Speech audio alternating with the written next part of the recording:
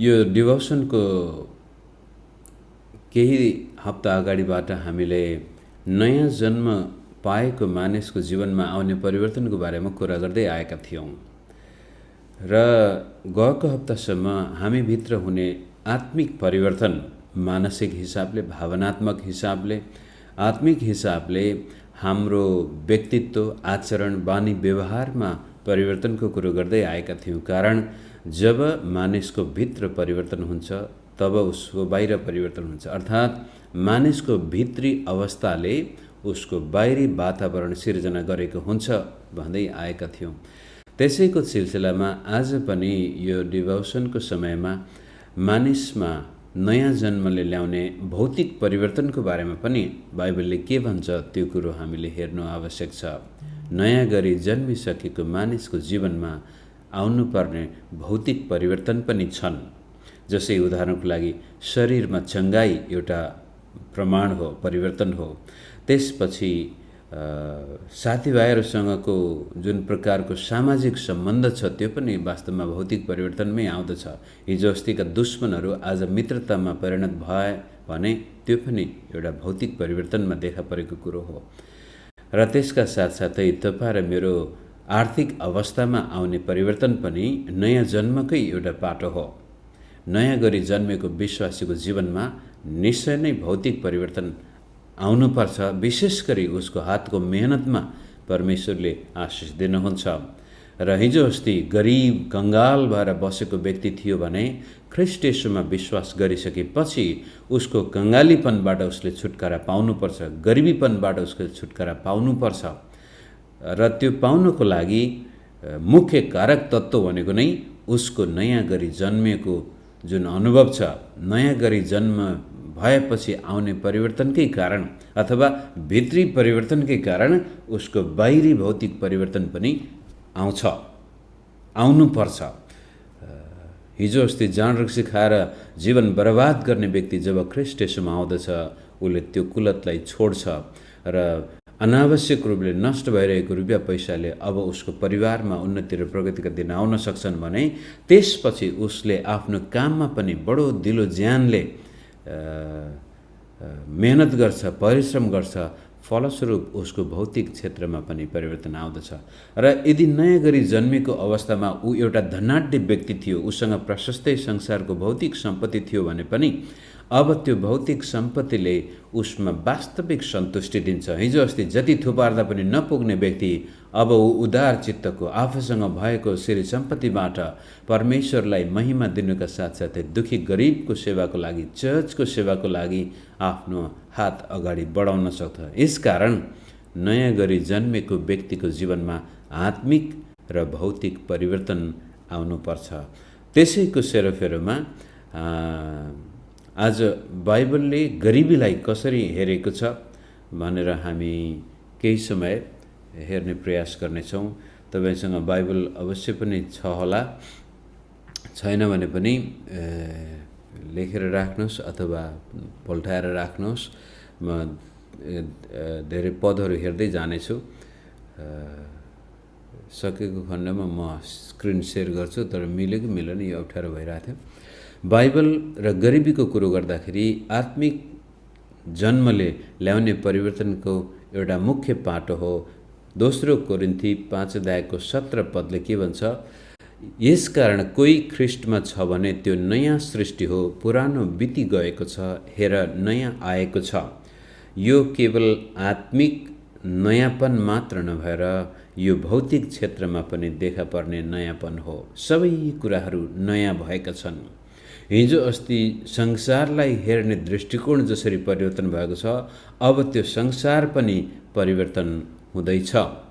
कोही ख्रीष्टमा नयाँ गरी जन्मिएको छ भने त्यो नयाँ सृष्टि हो र यही नयाँ सृष्टिमै आउँदछ तपाईँ र मेरो जीवनमा परमेश्वरले दिने भौतिक आशिषहरू पनि। आत्मिक आशिषका सँगसँगै गरिबीबाट छुटकारा, रोग ब्याजबाट चङ्गाई, मानसिक तनावबाट मुक्ति, समाजमा भएको टुटेका सम्बन्धहरूमा सुधार यो नयाँ गरी जन्मेको मानिसको जीवनमा आएको नयाँ सृष्टिको प्रमाण हो। त गरिबीको कुरो गर्दाखेरि म गलाती 3 अध्यायको 13-14 पद पढ्छु। गलाती 3को 13 र 14मा यसरी भनिएको छ, हाम्रा निम्ति श्राप बनेर ख्रिस्टले हामीलाई व्यवस्थाको श्रापबाट मोल तिरेर छुटाउनु भयो, किनकि काठमा झुन्डिने हरेक श्रापित हुन्छ भन्ने लेखिएको छ। उहाँले हामीलाई मोल तिरेर छुटाउनु भयो ताकि अब्राहमलाई दिइएको आशिष ख्रिस्ट येशूद्वारा अन्य जातिहरूमा आओस् र हामी विश्वासद्वारा प्रतिज्ञाका पवित्र आत्मा प्राप्त गर्न सकौँ। बाइबलले गरिबीलाई कसरी सम्बोधन गरेको छ? एउटा ख्रिस्ट येशूमा विश्वास गर्ने व्यक्तिको जीवनमा गरिबीलाई अब कसरी हटाउन सकिन्छ भन्ने कुरालाई हेर्नको लागि जसरी दोस्रो कोरिन्थी 5को 17ले हामी नयाँ सृष्टि भइसकेका छौँ भन्छ, त्यसै गरी गलाती 3को 13ले पनि भन्छ कि हामीलाई येशू ख्रिस्टले व्यवस्थाको श्रापबाट मुक्ति दिइसक्नु भएको छ। हाम्रा निम्ति श्राप बनेर हामीलाई व्यवस्थाको श्रापबाट येशूले मुक्ति दिनुभएको छ, मोल तिरेर हामीलाई छुटाउनु भएको छ, ताकि अब अब्राहमलाई दिनुभएको आशिष हामीमा आउन सकोस्, श्रापबाट मुक्त भएर आशिषमा हामी जान सकौँ भनेर ख्रिस्टले हामीलाई छुटकारा दिनुभएको छ। यो व्यवस्थाको श्रापमा पर्ने श्रापहरू विशेष गरी 3 भागमा विभाजन गर्न सकिन्छ। एउटा भाग थियो विभिन्न प्रकारका रूढीदेखि रोगहरू, महामारीहरू। जब जब तिमीहरूले यो व्यवस्था उल्लङ्घन गर्नेछौ तब तिमीहरूमा यस्तो प्रकारको नयाँ नयाँ किसिमका रोगहरू आएर तिमीहरू नष्ट हुनेछौ, एउटा भनेको छ भने। दोस्रो थियो अनिकाल, महामारी, खान नपाएर टाट पल्टेको कङ्गाली अवस्था थियो भने। तेस्रो अवस्थामा तिमीहरू शत्रुहरूद्वारा पराजित भएर अर्काको देशमा दासत्वको बन्धनमा जानेछौ भनेर पुरानो नियममा सुरुदेखि नै र अगमवक्तका किताबहरूमा पनि घरिघरि दोहोरिएको यो परमेश्वरको दण्ड नै भनौँ। परमेश्वरलाई बिर्सेर जाने मानिसको जीवनमा आउने व्यवस्थाले दिएको श्रापमा 3 कुराहरू: रोग, गरिबी, शत्रुको दासत्व, शत्रुमुनि। इजरायल देशले यो वास्तवमा आफ्नो जीवनमा धेरै पटक भोगेको घटना हो। त ख्रिस्ट येशूमा आएपछि त्यो अवस्था परिवर्तन भएको छ, कारण उहाँले हामीलाई व्यवस्थाको श्रापबाट मोल तिरेर छुटकारा दिनुभएको छ। त्यो व्यवस्थाको श्रापलाई हेर्दाखेरि व्यवस्था 28 अध्यायको 45 देखि 48सम्म त्यसमा समराइज गरेको छ। म यहाँको सामनेमा पढेर राख्छु। व्यवस्थाको किताब 28 अध्यायको 45 देखि 48सम्म यो व्यवस्थाको श्रापलाई यसरी भनेको छ: परम प्रभु आफ्ना परमेश्वरले तिमीहरूलाई दिनुभएका आज्ञा र विधिहरू मानेर उहाँको वचन पालन नगरेका हुनाले तिमीहरू नष्ट नभएसम्म यी श्राप तिमीहरूमा आइपर्नेछन्। व्यवस्था 28 अध्याय पूर्ण रूपले 1 देखि 13 पदसम्म आशिष दिएको छ भने त्यसपछि 66 पुरै लामो अध्याय छ, श्रापको बयान गरिएको छ। अनि ती श्राप आइपर्नेछन्। 47 तिमीहरूसँग सबै चिज प्रशस्त हुँदा खुसीसँग प्रसन्न चित्तले परमप्रभु आफ्ना परमेश्वरको सेवा गरेनौ। व्यवस्थाको श्रापको मुख्य कारण चाहिँ जब यिनीहरूसँग सबै कुराहरू प्रशस्तै थिए, परमेश्वरको अनुग्रह यिनीहरूमा प्रशस्त थियो, परमेश्वर यिनीहरूको साथमा हुनुहुन्थ्यो, हातको मेहनतमा आशिष थियो, अन्नपात खेतीबाली सबै कुरामा आशिष थियो, तर त्यति बेलामा यिनीहरूले परमेश्वरको वचनलाई आफ्नो जीवनमा उल्लङ्घन गरे। 48 पद यस कारण भोक, प्यास, नग्नता र सबै चिजको अभावमा परेर परमप्रभुले तिमीहरूका विरुद्धमा पठाउनुभएका शत्रुहरूको तिमीहरूले सेवा गर्नेछौ। उहाँले तिमीहरूलाई नाश नगर्नु भएसम्म तिमीहरूको काँधमा चाहिँ फलामको जुवा हालिदिनुहुनेछ। व्यवस्थाको श्राप बडो डरलाग्दो थियो इजरायलीहरूका लागि। अनि यहाँनिर पनि बडो गजबले तिमीहरूले प्रशस्त हुँदाखेरि प्रभुको सेवा नगरेको कारण अब भोग, प्यास, नग्नता र सबै चिजको अभाव, यसले गरिबी देखाउँछ। कहिल्यै नपुग्ने, जति कमाए पनि नपुग्ने। यहाँ त गरिब पैसा नभएर मात्र गरिब हुँदैन, प्रशस्तै सम्पत्ति छ तर जीवनमा कहिल्यै पुगेको छैन उनीहरूलाई, सबै कुराको अभाव कहीँ न कहीँ कुनै न कुनै क्षेत्रमा। त्यसपछि शत्रुहरू र काँधमा फलामको जुवा, एक किसिमको बन्धन। त्यसै कारण होला प्रभुले मत्ती 11 अध्यायको 28देखि 30 पदसम्म, हे सबै मेहनत गर्नेहरू र बोझले दबिएको हो, म कहाँ आओ, म तिमीहरूलाई विश्राम दिनेछु। मेरो जुवा तिमीहरूको काँधमा ल्याऊ, किनभने मेरो भारी हलुङ्गो छ र मेरो जुवा सजिलो छ।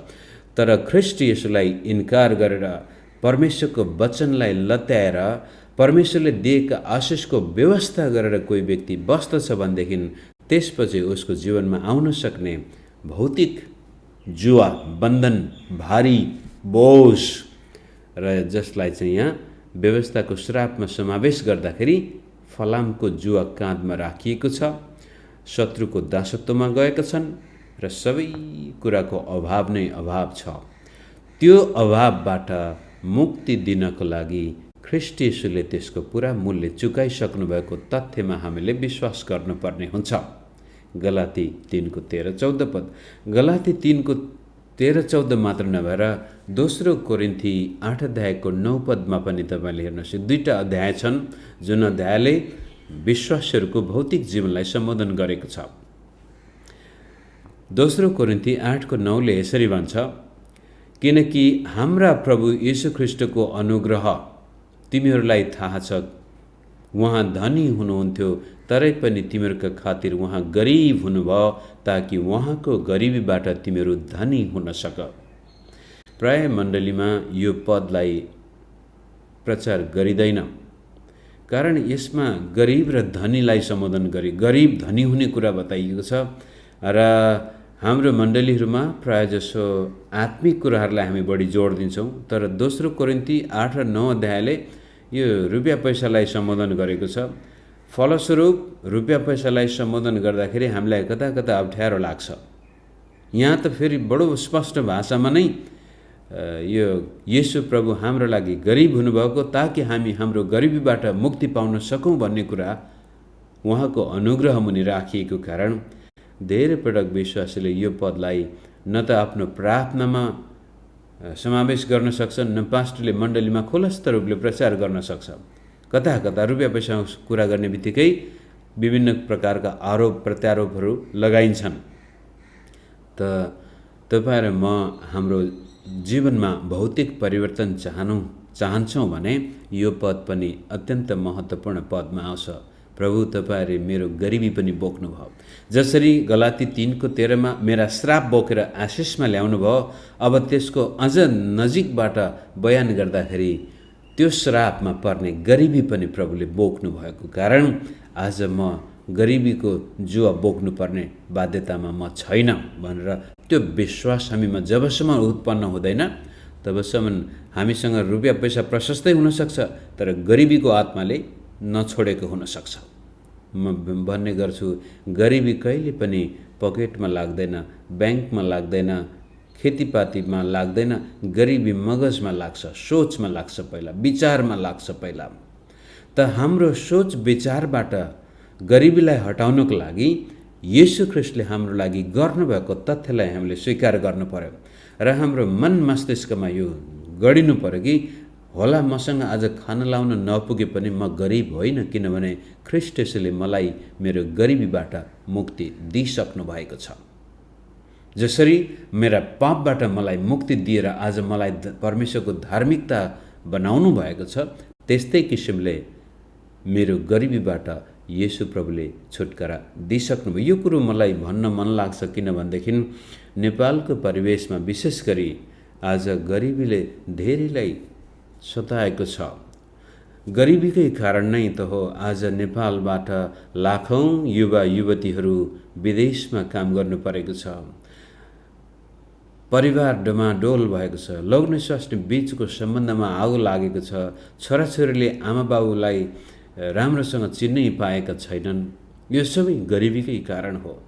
परिवार विनाश भएको छ र आज कतिपय हामी प्रवासमा विभिन्न देशमा बसाइसराई गरेर गएको भए पनि हामीलाई अझै पनि थुप्रै प्रकारका चुनौतीहरू छन्। त यस्तो स्थितिमा हाम्रो मानसपटलमा यो लेखिनुपर्छ कि वास्तवमा हामी गरिब होइनौँ। नेपालबाट बाहिर जाने अहिले त अब अलिक कम भयो होला, पहिला पहिला आजभन्दा 20-30 वर्ष पहिलासम्म पनि नेपालबाट नेता प्रधानमन्त्री बाहिर गए पनि कहीँ उनीहरूले भाषण दिनु पर्यो, बोल्नु पर्यो, केही प्रतिवेदन दिनु पर्यो, हाम्रो देश गरिब देश हो, म गरिब देशबाट आएको हुँ। पास्टर प्रचारकहरू पनि जब विदेशमा जान्थे बोल्थे, उनीहरूले पनि हाम्रो देश त एकदमै गरिब छ, म त गरिब देशबाट आएको हो, मेरा विश्वासीहरू एकदमै गरिब छन्, त्यसकारण मलाई सहायता गर्नुहोस् भनेर यो थेगो हुन्थ्यो। अनि अहिले मात्र होइन, 30-35 वर्ष अगाडिदेखि नै म भन्दै आएको छु, ए बाबा हामीले आफैलाई यो गरिबीको परिभाषा किन दिन्छौँ? हाम्रा नेताहरू, हाम्रा प्रधानमन्त्रीहरू जस्ता व्यक्तिहरू, राजाहरू पनि त्यति बेला जाँदाखेरि त्यही कुरो हुन्थ्यो भने क्रिस्चियन पास्टर प्रचारकको मुखमा पनि त्यही हुन्थ्यो, म त गरिब देशबाट आएको हो, म गरिब छु, मेरा विश्वासीहरू गरिब छन्, मलाई सहायता चाहियो, म सेवा गर्न चाहन्थे तर म गरिब छु, मसँग पैसै छैन। अहिले पनि अस्ति एकजना भुटानी पास्टरले अमेरिकामा एउटा भिडियो बनाउनु भएको थियो कि नेपालबाट अथवा भारतबाट अमेरिकामा प्रचार गर्न बोलाइएका पास्टरहरूको वचन लिएर आउनुको सट्टामा उनीहरू ऋणको कथा लिएर आउँछन्। मलाई त यति ऋण परेको छ, मेरो सेवामा यति ऋण परेको छ, तपाईँहरूले मलाई यति सहायता गर्नु पर्यो भनेर त्यो पास्टरले बडो गजबले मुखभरि हामीहरूलाई जवाब दिनुभएको थियो। तपाईँहरू नेपालबाट भारतबाट अमेरिकामा प्रचार गर्न आउनुहुन्छ भने आफ्नो ऋणको कथा बोकेर नआउनुहोस्, हामीलाई वचन दिनको लागि मात्रै आउनुहोस् भनेर उहाँले झपार्नु भएको थियो त्यो भिडियोमा। त आज पनि गरिब चाहिँ मगजमा लाग्ने कुरो हो। त त्यसबाट मुक्ति पाउनको लागि ख्रीष्ट येशूले मलाई गरिबीबाट मुक्ति दिइसकेको छ भन्ने कुरा विश्वास गर्नको लागि वचन हाम्रो हातमा हुनुपर्छ। अनि 2 कोरिन्थी 9 अध्यायको 8 पद, यो सजिलो छ, 8 को 9 पद, 9 को 8 पद, दोस्रो कोरिन्थी 9 को 8 मा यसरी लेखिएको छ, परमेश्वरले तिमीहरूलाई हरेक आशिष प्रशस्त मात्रामा दिन सक्नुहुन्छ। यहाँ बडो गजबको छ, यहाँनिर हरेक आशिष। म यो पद जहिले पनि तपाईँको सामनेमा राख्ने गर्दछु। अहिले एउटा दुईटा आशिष मात्र होइन, यसमा भौतिक आत्मिक सबै कुरा, हरेक आशिष प्रशस्त मात्रामा दिन सक्नुहुन्छ, अलिअलि मात्र होइन, ताकि तिमीहरूसित सधैँ, कहिलेकाहीँ मात्र होइन, सधैँ नै हरेक कुरा प्रशस्त होस् र हरेक असल कामको निम्ति तिमीहरूले प्रशस्त मात्रामा दिन सक। येशू ख्रीष्टले हामीलाई हाम्रो गरिबीपनबाट छुटकारा दिइसक्नु भएको छ भन्ने तथ्यलाई बाइबलले लिखित रूपले हाम्रो सामनेमा राखेको छ। अब त्यो लेखेको कुरोलाई विश्वास गर्ने या नगर्ने यो तपाईहरु मेरो कर्तव्य हो। रोमी 8 अध्यायको 31-32 पदले पनि यसै कुरोलाई यसरी भनेको छ। रोमी 8 को 31-32, हामीले यसमा के भन्ने त, यदि परमेश्वर हामीतर्फ हुनुहुन्छ भने हाम्रो विरुद्ध को हुन्छ। 32 पद, जसले आफ्नै निज पुत्रलाई बाँकी राख्नु भएन तर हामी सबैका निम्ति उहाँलाई दिनुभयो, के उहाँले हामीलाई सबै थोक पनि उहाँकै साथमा दिनुहुने छैन र? अनि जवाबमा अवश्य पनि उहाँले दिनुहुनेछ। त दोस्रो कोरिन्थी 8 को 9, 9 को 8, रोमी 8 को 31-32 थुप्रै अरू यस्ता प्रतिज्ञाहरू नयाँ नियममा लेखिएका छन्, जसलाई तपाईहरु मैले आफ्नो हृदयमा राख्यौं, मगजमा राख्यौं र त्यसपछि ती पदहरूलाई हामीले आफ्नो मुखमा प्रार्थनाद्वारा व्यक्त गर्यौं भनेदेखि हाम्रो मगजबाट, हाम्रो हृदयबाट र हाम्रो हातबाट पनि गरिबीलाई हामी सदाकाल बिदा दिन सक्छौं। कि परमेश्वरले आफ्नो एकमात्र पुत्रलाई त बाँकी राख्नु भएन भने मलाई चाहिने सबै कुराहरू उहाँले दिनु भएको छ। यस्तो किसिमको जीवन हामीले पाइसकेको भए तापनि अझै पनि हामी किन गरिब छौं त? किन अझ धेरै ख्रिस्टियन विश्वासीहरू दुःख कष्टमा छन्, अभावमा छन् भन्दाखेरि अब यसलाई सम्बोधन गर्दाखेरि यसको जरामा नै हामीले हान्नुपर्ने हुन्छ। गरिबी किन आउँछ? गरिबी कहाँबाट सुरु हुन्छ? बाइबलले यसको बारेमा के भन्छ? हितोपदेशले धेरै कुराहरू उल्लेख गरेको छ गरिबीको सम्बन्धी। त यदि येशूले हामीलाई गरिबीको श्रापबाट मुक्त दिइसक्नु भएको छ भने आज फेरि हामी किन गरिबीसँग यति सङ्घर्ष गरिरहेका छौं? हाम्रो बीचमा थुप्रै गरिबहरू किन छन् त? येशूलाई विश्वास गरेको वर्षौं भइसक्यो, अहिलेसम्म खाना लाउन पुग्दैन किन त? भन्ने कुरोलाई सम्बोधन गर्दाखेरि यो चाहे विश्वासी होस् चाहे गैर विश्वासी होस् सबैको जीवनमा यो लागू हुन्छ। र त्यो चाहिँ के भने हो, गरिबी तपाईँ र मेरो जीवनमा कुनै जसै युक्रेनमा युद्ध भयो, हिजो अस्ति सबै कुराहरू पर्याप्त पुगेका व्यक्तिहरू पनि आज शरणार्थी भएर कता कता पुगे। त्यसले पनि यो युद्धले पनि गरिबी ल्याउँछ। महामारीले पनि आज व्यापार टाट पल्टियो, सबैको जीवन तहस नहस भयो, गरिबी आउन सक्छ। भूकम्प गयो, सबै घर नाश भयो, अथवा बाढी पहिरोले खेत जग्गा जमिन सबै लगेर गयो, अचानक बिरामी हुनुभयो, आफूसँग भएको सबै कुराहरूले उपचार गर्दा गर्दा भएको सम्पत्ति नष्ट भयो। गरिबी अचानक रूपले आउन सक्छ, तर त्यो सबैको जीवनमा सधैँभरि त्यसरी आउँदैन। तर अधिकांश व्यक्तिको जीवनमा गरिबी आउने मुख्य कारण हितोपदेश 6 अध्यायको 1 देखि 11 पदले बडो स्पष्टसँग बताउँछ। यो दुर्घटना भएर, आपद विपद आएर, महामारी आएर, युद्धमा परेर गरिब हुनु एउटा हो, तर जब देशमा युद्ध पनि भएको छैन, भूकम्प पनि आएको छैन, महामारी पनि छैन, बाढी पहिरोले पनि जमिन बगाएको छैन, र पनि म गरिब छु भनेदेखि त्यसको पछाडिपट्टि को एउटा, थुप्रै अरू कारण पनि छन्, तर एउटा कारण हितोपदेश 6 देखि 11 पढ्छु म। ए अल्छे, कमिला कहाँ गएर त्यसको चालढङ्ग हेर र बुद्धिमानी बन। अल्छे, गएर कमिला कहाँ गएर बुद्धिमानी बन। त्यसको अगुवा हुँदैन, हाकिम वा शासक हुँदैन, तापनि ग्रीष्म ऋतुमा त्यसले अन्नको भण्डार तयार गर्छ, राख्ने ठाउँ पनि बनाउँदो रहेछ, र कटनीको समयमा आफ्नो खानेकुरा सञ्चय गर्छ। त समयमै त्यसले आफूसँग आफ्नो लागि पहिलो कुरो त त्यो सञ्चय गर्नको लागि भण्डार बनाउँदो रहेछ, र त्यसपछि जब कटनीको बेला आउँछ त्यसले गएर आफूसँग भएको कुरो लिएर त्यहाँ सुरक्षित स्थानमा जम्मा गर्छ। हिजो पनि हामी बुढाबुढी हाम्रो चर्चको विश्वासीकै जीवनलाई हेरेर गफ गर्दै बताउँदै थियौँ साँझ कि मानिस कमाएर धनी हुँदो रहेनछ, कमाएको कुरोलाई सही प्रकारले सञ्चालन गर्न र सञ्चय गर्न बचाउन सकेन भने जति कमाए पनि नपुग्ने रहेछ।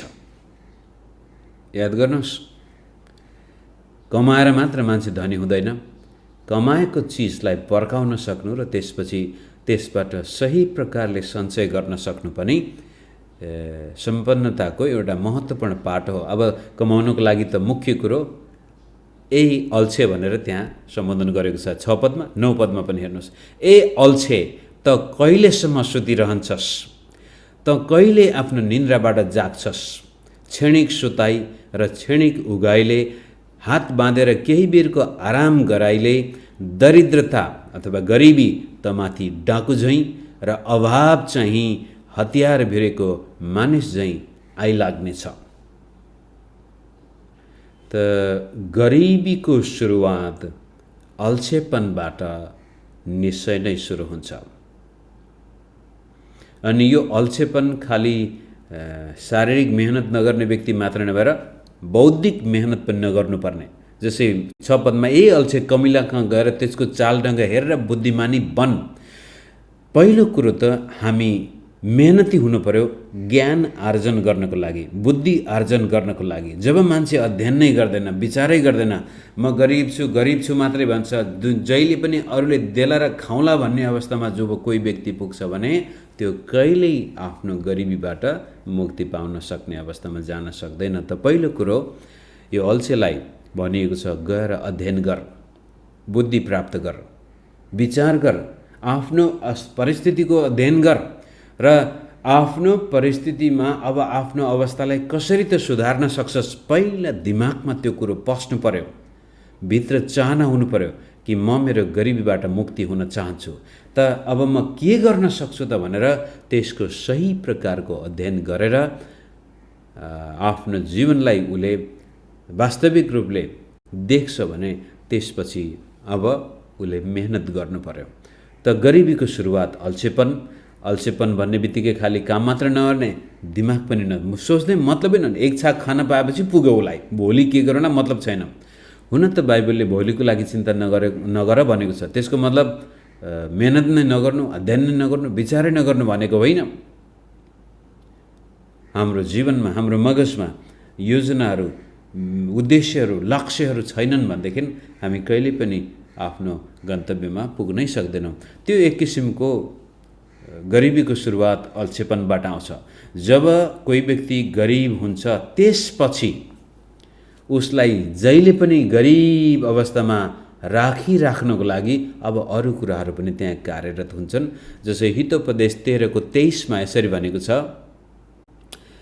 हितोपदेश 13:23 भन्छ, गरिब मानिसको खेतबारीले प्रशस्तै अन्न उब्जाउला, तर अन्यायले त्यो खोसेर लैजान्छ। अब याद गर्नुहोस्, एकपटक कोही व्यक्ति गरिब भयो भनेदेखि त्यसपछि उसलाई उस गरिबीबाट मुक्ति नदिनको लागि, नहुनको लागि उसले प्रशस्तै कमाए पनि अन्याय अत्याचारले सधैँभरि त्यसलाई गरिबीमा राखिदिन्छ। अन्याय र अत्याचार, यो शोषित भएको व्यक्ति शोषणमा पर्दछ। र यी गैर क्रिस्चियन राष्ट्रहरूमा न्यायको त्यति महत्त्व नै हुँदैन। जसले जति सक्यो त्यति कमाउने हो, अनि कमाउनको लागि जसमाथि जस्तो प्रकारको अत्याचार र अन्याय गर्न पनि मान्छे पछि पर्दैनन्। अहिले नै भारतकै राजनीतिमा तपाईँले हेर्नु भने धेरै नेताहरू भ्रष्टाचारको उसमा परिरहेका छन्। भारतमा मोदी सरकारले साँच्चै नै भ्रष्टाचारीलाई समात्नै खोजेको भए त राम्रो हो। तापनि जतिसुकै धनाढ्य शक्तिशाली नेता किन नहोस्, त्यसले गरिबमाथि अन्याय अत्याचार गरेर गरिबको लागि विकास गर्नुपर्ने, तर त्यो गरिबलाई ठगेर उनीहरू आफ्ना अरबौँ रुपियाँको सञ्चय गरिरहेका छन्। अन्याय अत्याचारले पनि मान्छेलाई गरिब बनाउँछ। खेतमा प्रशस्तै उब्जनी हुन्छ, तर साउले आएर सबै लगिदिन्छ। एकपटक कोही गरिब छ भने त्यसलाई गरिबीबाट मुक्ति नहुनको लागि त्यहाँको न्याय प्रणालीले पनि दबाइरहेको हुन्छ। त्यसपछि 14:20 पद, हितोपदेश 14:20 यसरी भन्छ, आफ्नै छिमेकीहरूबाट समेत गरिबहरू त्यागिन्छन्, तर धनीका त धेरै मित्रहरू हुन्छन्। तिरस्कार, जब मानिस कमजोर हुन्छ उसलाई उसको कमजोरीबाट निकाल्नको लागि सहायता चाहिन्छ, छिमेकीको सहायता, आफन्तको सहायता। हामीले मारवाडी समुदायको बारेमा अध्ययन गरेका छौँ कि छैनौँ? एकजना मारवाडी र त्यसपछि पन्जाबीको पनि त्यस्तै रहेछ। जब कुनै मारवाडीको व्यापार आगो लाग्यो, मानिलिउँ चोरी भयो, टाट पल्ट्यो भनेदेखि उसका सबै मित्रहरू, छर छिमेक, आफन्तहरू आएर फेरि उसलाई उठाउँछन्। मारवाडीहरू जहाँ गए पनि सम्पन्न हुनु, धनी हुनुको मुख्य कारण उनीहरू आफ्नो समुदायको मान्छेलाई जसरी हुन्छ उचाल्नको लागि अग्रसर हुन्छन्। पन्जाबीमा पनि त्यो आत्मा रहेछ। तर हामीहरू नेपालीहरू विशेष गरी हिन्दू धर्मको एउटा के भनौँ विशेषता नै कर्मको फल। कसैको घरमा आगो लाग्यो भने कर्मको फल खुबै खायो त्यसले। कसैको जीवनमा नराम्रो रोग लाग्यो भने कर्मको फल। अनि कसैलाई मद्दत गर्नु आवश्यकता नै पर्दैन। तापनि मारवाडी समुदायको एउटा विशेषता त यहाँनिर छिमेकीहरूबाट पनि गरिब त्यागिन्छ। त्यति मात्र होइन, 19:7 पदमा गरिब मानिस आफ्ना सबै आफन्तहरूबाट त्यागिन्छ। त्यति मात्र होइन, त्यसका मित्रहरूले त झन् कति बेसरी त्यसलाई त्याग्लान्। त्यसले बिन्ती भाव गर्दै तिनीहरूका पछि लागे पनि तिनीहरू कहीँ फेला पर्दैनन्। छिमेकीले पनि त्यागिदिन्छन् गरिबलाई, आफन्तले पनि त्यागिदिन्छन्, मित्रहरूले पनि त्यागिदिन्छन्। गरिबलाई मद्दत गर्न कोही आउँदैन।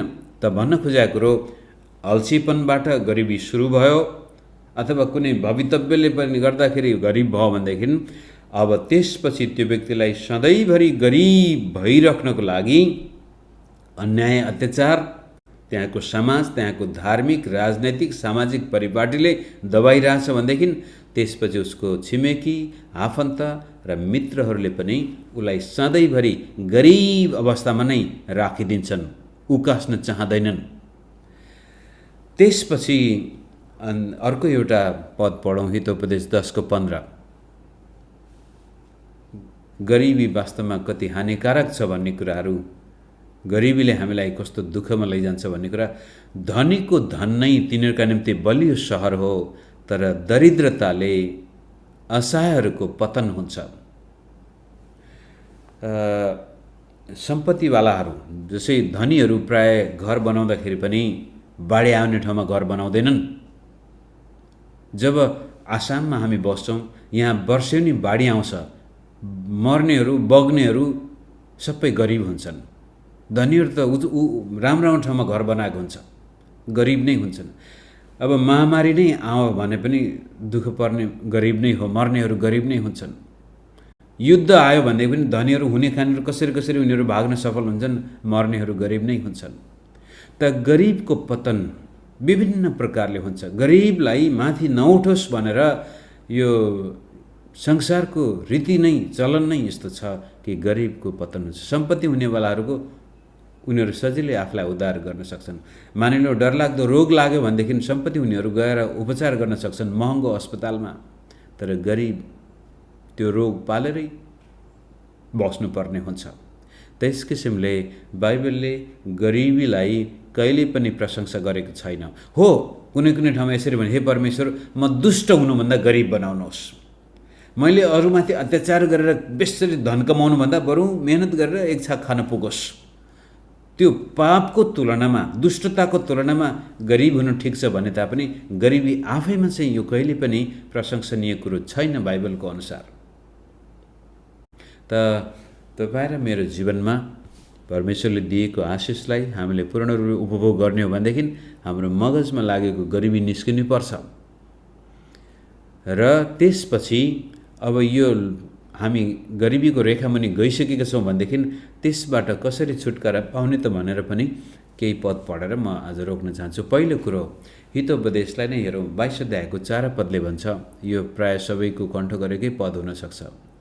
यदि कोही व्यक्ति गरिबीको बन्धनमा गइसकेको छ भनेदेखि अब येशू ख्रीष्टमा विश्वास गरिसकेपछि कसरी त्यहाँबाट त्यो उम्किन सक्छ त भन्दा, नम्रता र परमप्रभुको भयले धन, मान र जीवन ल्याउँछ। नम्रता र परमेश्वरको भय अथवा परमेश्वरमाथि भर पर्न सक्नु, विश्वास गर्नु, परमेश्वरलाई इज्जत दिनु, त्यो पनि नम्रतामा। हेर्दै जाउँ, हितोपदेश 22:4ले नम्रता र परमप्रभुको भयले धन, मान, हातमा सम्पत्ति, हातको मेहनतमा आशिष, मान सम्मान समाजमा र जीवन भन्ने बित्तिकै यो चाहिँ शारीरिक तपाईँ र मेरो स्वास्थ्यको कुरो गरिएको छ। अनि हितोपदेश 10:4ले चाहिँ यसरी भन्छ, अल्छे हातहरूले मानिसलाई कङ्गाल तुल्याउँछन्, तर लगनशील हातहरूले सम्पत्ति आर्जन गर्छन्। पहिलो कुरो त परमेश्वरमाथि भर पर्नु पर्यो, हाम्रो नम्र आचरण हुनु पर्यो, हामी भित्र परिवर्तन हुनु पर्यो, र त्यसपछि लगनशीलता, मेहनत, परिश्रम। परमेश्वरले व्यवस्थाकै आशिषमा भनेको छ, तिमीहरूको हातको मेहनतमा म आशिष दिनेछु। आशिष दिनको लागि पहिलो कुरो त हामीले केही कुरो गर्नु पर्यो। लगनशील हातले सम्पत्ति आर्जन गर्छन्। मेहनती, परिश्रमी व्यक्ति निश्चय नै परमेश्वरको आशिषको भागीदार हुन्छ। कहिलेकाहीँ हामी विश्वासीको घरमा जाँदा त्यो घरभित्रको लथालिङ्ग अवस्था, लुगा फाटाहरू त्यस्तै फालेको छ, मैला त्यस्तै छ, आँगन त्यस्तै छ, त्यसको लागि त सम्पत्ति चाहिँदैन नि। त्यो लुगा फाटाहरू ठिक ठाउँमा राख्नको लागि, घर आँगन सफा गर्नको लागि सम्पत्ति हुनु आवश्यक छैन। लगनशीलता, मेहनत, परिश्रम, सरसफाइ, क्लिनलीनेस इज नेक्स्ट टु गडलीनेस भन्ने एउटा अङ्ग्रेजी उखान छ। अर्थात् सफा सुग्घर हुनु नै धर्मी जीवन अथवा परमेश्वरको नजिक जानु एउटा लक्षण हो। लगनशील हात, मेहनती हातले पक्कै पनि परमेश्वरको आशिष ल्याउँछ। मित्रहरू, समय गइसकेछ, म अगाडि जाउँ। अनि त्यसपछि मानिलिउँ तपाईँ परमप्रभुको भयमा बाँच्ने व्यक्ति, नम्रतामा बाँचेको व्यक्ति, परमेश्वरमा विश्वास गर्नुभएको छ, मेहनत गर्नुभएको छ, परिश्रम गर्नुभएको छ र प्रभुले तपाईँलाई आशिष दिनुभयो भने अब त्यो आशिष निरन्तर रहिरहनको लागि व्यवस्था 8 अध्याय र त्यसपछि 28 अध्यायको पद पढेर म राख्छु। व्यवस्था 8 को 16 देखि 18, म 17 पद मात्रै 17-18 पद पढ्छु। व्यवस्था 8 को 17-18 पद। हाम्रा हातको शक्ति र बलले नै यो धन सम्पत्ति हामीले कमायौँ भने तिमीहरूले मनमा सोचौला, तर परमप्रभु तिमीहरूका परमेश्वरलाई सम्झ, किनकि उहाँले नै तिमीहरूलाई धन सम्पत्ति प्राप्त गर्ने शक्ति दिनुहुन्छ। यहाँनिर भन्न खोजेको कुरो, यदि मेरो जीवनमा निरन्तर परमेश्वरको आशिष मैले अनुभव गर्ने हो भने ममा धन्यवादीपन हुनुपर्छ। मैले गरेको हो भनेर अहङ्कारीपन आयो, म सबै कुरा गर्न सक्छु भनेर परमेश्वर चाहिँदैन भन्ने अवस्था आयो, साथीभाइ इष्टमित्र चाहिँदैन भन्ने अवस्था आयो भने हातको मेहनत फेरि खुस्केर जानेछ। धन्यवादीपन धेरै नै आशिषमय एउटा जीवनको लक्षण हो।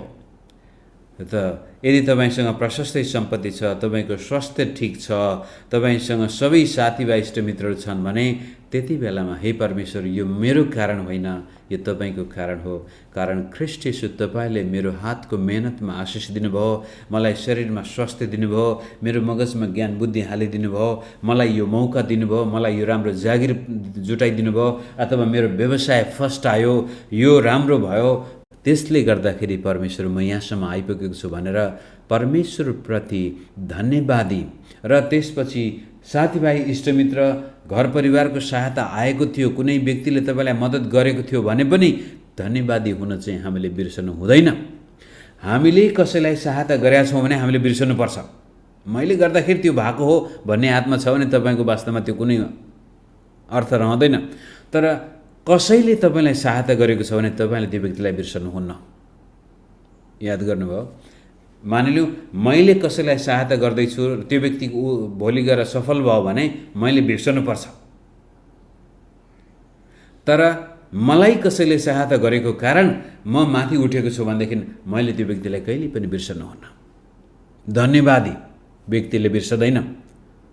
यसको मतलब जहिले हजुर हजुर भनेर घोप्टो पर्ने भनेको होइन, तर उसलाई थाहा हो त्यो व्यक्तिले मेरो समय यस्तो गुण लगाएको थियो भनेदेखि अब त्यसपछि म पनि अरू कसैमाथि गुण लाउन चाहन्छु। उसलाई फिर्ता दिनु आवश्यक छैन।